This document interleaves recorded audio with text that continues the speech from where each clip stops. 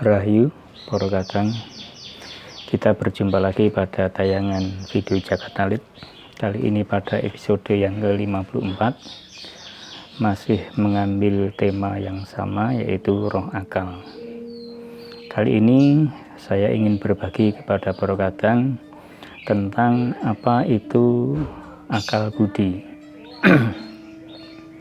Tentu saja para kadang sering mendengar istilah akal budi ini di tengah masyarakat, di mana banyak orang itu mengatakan secara refleks mengenai akal budi dikaitkan dengan istilah atau pembicaraan tertentu. Di dalam Jagat Alit, para kadang, akal budi ini mempunyai pemahaman yang lebih mendalam lagi.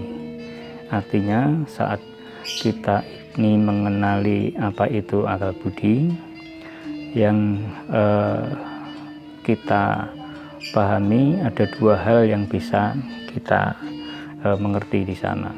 Yang pertama, akal tersebut memang sudah terkondisi, sering dilatih, sehingga akal tersebut di dalam bekerja itu terbiasa. Jadi akal ini akal yang memang karena usaha kita, perjuangan kita untuk melatih, sehingga akal ini mempunyai keterampilan, mempunyai kepekaan atas kehendak kita, sehingga akal ini bisa melangsungkan menjalankan tugas seperti apa yang kita harapkan. Itu yang pertama, para kadang, yaitu akal yang karena usaha kita sendiri, karena sering melatih. Nah, kapan akal ini bisa dilatih? Tentu saja di tayangan-tayangan yang lalu sudah saya jelaskan bahwa akal tersebut bisa dilatih pada saat usia dini, artinya usia di mana anak ini sudah mulai bisa diajak untuk berpikir. Yang kedua, para kadang, akal ini juga bisa berasal dari ilham. Nah, artinya apa? Akal yang berasal dari ilham ini adalah akal yang berasal dari budi. Nah, ini yang sering kita tidak ketahui peristiwa seperti apa yang terjadi di sana, karena seolah-olah itu berjalan sebagaimana mestinya saja, dan kita mungkin juga belum pernah tertarik untuk mengetahui bagaimana peristiwa kasih tersebut. Jadi yang pertama saya ingin menjelaskan golongan yang pertama, di mana akal tersebut berasal dari usaha yang kita latih, sehingga akal tersebut mempunyai keterampilan yang tinggi, mempunyai sesuatu yang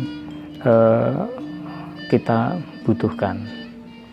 Karena seringnya dilatih, seringnya kita itu membiasakan diri, mengkondisikan, sehingga akal tersebut ini secara otomatis akan terpakai, akan selalu berproses saat kita berpikir.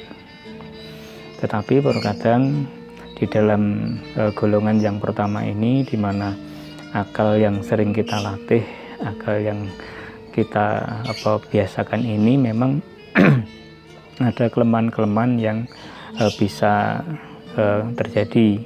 Yang pertama, memang akal yang berasal dari usaha kita ini mempunyai keterbatasan. Kenapa demikian, para kadang? Jadi keterbatasan ini tergantung juga bagaimana data-data yang ada di dalam diri kita.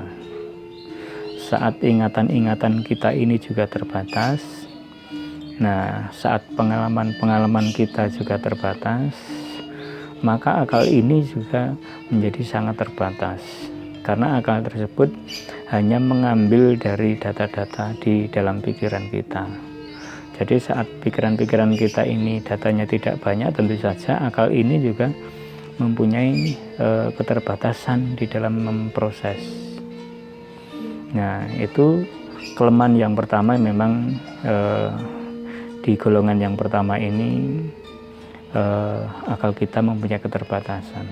Jadi kadangkala terkadang ada permasalahan-permasalahan di dalam kehidupan kita yang cukup rumit misalnya, tetapi kita juga bingung di sana mau mencari cara bagaimana supaya persoalan ini bisa terpecahkan. Sementara kita sendiri tidak mempunyai data-data, tidak mempunyai ingatan-ingatan, tidak mempunyai modal yang bisa diproses. Nah, sehingga disinilah kadang kita tidak bisa secara baik menyelesaikan permasalahan tersebut. Jadi walaupun kita mempunyai akal, tetapi akal ini belum tentu secara baik atau secara bijak menyelesaikan permasalahan kita sesuai dengan keinginan dan kehendak Gusti. Maka inilah yang saya gambarkan bagaimana di dalam kehidupan kita itu akal ini juga mempunyai keterbatasan saat akal tersebut kita bangun dengan usaha kita sendiri. Nah, kelemahan yang lainnya adalah akal ini bisa blank atau bisa juga terjadi kelupaan. Artinya akal tersebut karena situasi tertentu tidak bisa mengambil data-data sesuai yang kita inginkan, sesuai dengan yang kita kehendaki. Kadang justru salah mengambil data tersebut. Karena apa? Terkadang karena akal kita memang belum sempurna untuk kita latih. Karena di dalam melatih kita mungkin ada sesuatu yang masih perlu kita perbaiki, masih perlu kita tingkatkan, sehingga akal ini kadang suatu saat di suatu permasalahan kita bisa mengingat dengan baik pengalaman-pengalaman masa lalu dengan permasalahan yang sama. Tetapi di saat yang lain bisa juga akal yang dulu pernah kita pakai, ya saat kita memiliki atau berhadapan dengan permasalahan yang baru dengan permasalahan yang sama, bisa juga akal yang dulu pernah kita pakai itu saat ini kita tidak bisa pakai karena lupa. Nah, ini kelemahan-kelemahan yang terjadi saat kita itu membangun akal itu secara mandiri, melatih akal secara terus menerus, itu pun masih mempunyai kelemahan-kelemahan di dalam diri kita. Ya, dari segi positifnya jelas bahwa kita memang harus mendayagunakan seluruh komponen-komponen yang ada di dalam diri kita. Artinya kita tidak boleh selalu mengandalkan bantuan dari Gusti, tetapi kita juga harus percaya terhadap diri kita sendiri bahwa kita sesungguhnya cukup diberikan biji dan kita bisa mampu untuk menyelesaikan permasalahan-permasalahan yang lain. Artinya salah satu tugas dan tanggung jawab kita adalah mengembangkan apa yang telah diberikan Gusti di dalam diri kita. Tanpa kita melatih diri, tanpa kita membiasakan, tentu saja kerohanian kita juga tidak akan berkembang. Nah, dalam hal ini juga akal kita juga tidak bisa berkembang dan baik dan tidak bisa terlatih. Maka segi positifnya saat kita itu melatih akal, tentu saja dengan sendirinya kita juga akan mengalami perkembangan di dalam segi kerohanian. Jadi itu yang golongan pertama, terkadang ada plus minusnya dan kita juga menjadi tahu akan apa yang sudah kita latih, karena pada episode yang lalu sudah saya gambarkan bahwa akal itu juga harus dilatih. Nah, saat dilatih itu kan pasti ada dinamikanya, ada saat-saat yang kita latih ini langsung menjadi baik, saat kalanya mungkin apa yang kita latih ini menjadi gagal, dan ini dinamika yang terjadi. Dan intinya kita sebagai manusia tidak boleh berhenti untuk memperjuangkan perkembangan diri kita di dalam bentuk-bentuk kerohanian kita, termasuk akal. Nah, lalu golongan yang kedua ini perkadang akal yang berasal dari ilham budi. Ya, inilah yang kita tidak bisa menjangkau di sini, karena ini kalau kita rasakan di dalam diri kita,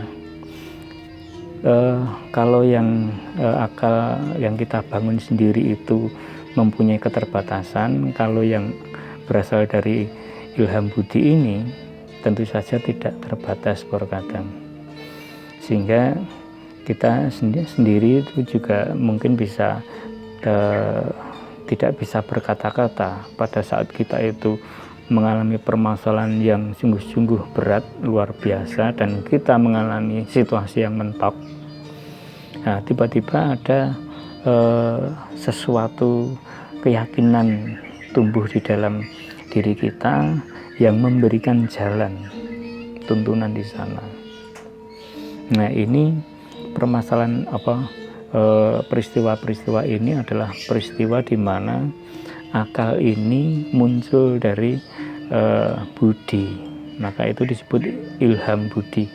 Jadi akal ini muncul karena pertolongan Gusti sendiri, di mana kita sudah mengalami keterpurukan, mungkin kita juga sudah tidak mampu lagi berdaya upaya karena keterbatasan kita.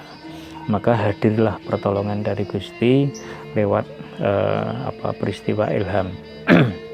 Nah, di dalam peristiwa akal dari ilham budi ini juga tentu saja tidak sembarang perkadang. Tentu saja apa yang dituntunkan di sana sungguh-sungguh dengan selaras dengan kehendak Gusti. Nah, tetapi pada saat kita masih mampu mengupayakan dengan apa yang kita bangun di dalam diri sendiri, tentu saja Gusti itu mempercayakan, memberikan kesempatan supaya kita itu berkembang menjadi manusia yang baik. Tetapi saat kita sudah berjuang setengah mati, akhirnya kita juga mentok di sana, tetap saja dengan kasih Gusti Tuhan menolong kita dengan berbagai macam cara. Salah satunya diberinya akal lewat ilham budi. Nah, demikian perkadang sungguh luar biasa Gusti itu melengkapi piranti-piranti di dalam diri kita. Nah, budi ini menjadi sumber dari tuntunan di dalam hidup kita.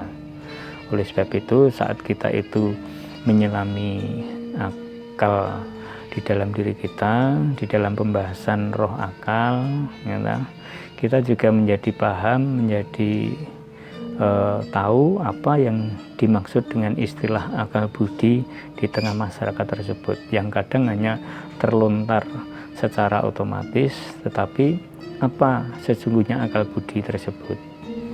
Nah, jadi kesimpulannya perkadang yang disebut akal budi ini adalah akal yang berasal dari ilham budi tersebut diberikan kepada kita saat kita itu sudah tidak berdaya. Nah, peristiwa kasih ini memang peristiwa yang luar biasa, peristiwa yang menakjubkan di dalam kehidupan kita. Maka akan juga sungguh menjadi sukacita dalam kehidupan kita kalau hubungan kita dengan Gusti itu terjaga dengan baik. Tentu saja kita akan selalu mengalami atau menerima bantuan-bantuan saat kita itu mengalami ketidakberdayaan. Jadi peristiwa indah ini juga bisa mendorong kita bisa merasakan sukacita, bisa merasakan kebahagiaan di dalam hidup. Jadi itu perkadang sekali lagi dalam pembahasan ini bisa disimpulkan bahwa yang disebut akal budi itu adalah akal yang sungguh-sungguh berasal dari budi, bentuknya ilham. Ya, kadang kita sendiri tidak mempunyai pengalaman, kadang kita juga tidak mempunyai data-data yang bisa kita proses, tetapi di dalam peristiwa ilham itu tiba-tiba kita mempunyai cara, kita dituntun oleh budi untuk bisa keluar dari permasalahan kehidupan kita. Begitu perkadang Semoga tayangan ini bisa menambah kawruh panjenengan di dalam memahami peristiwa roh akal dan peristiwa-peristiwa yang luar biasa di dalam jagat alit kita. Matur nuwun, kita berjumpa lagi pada episode yang selanjutnya. Rahayu.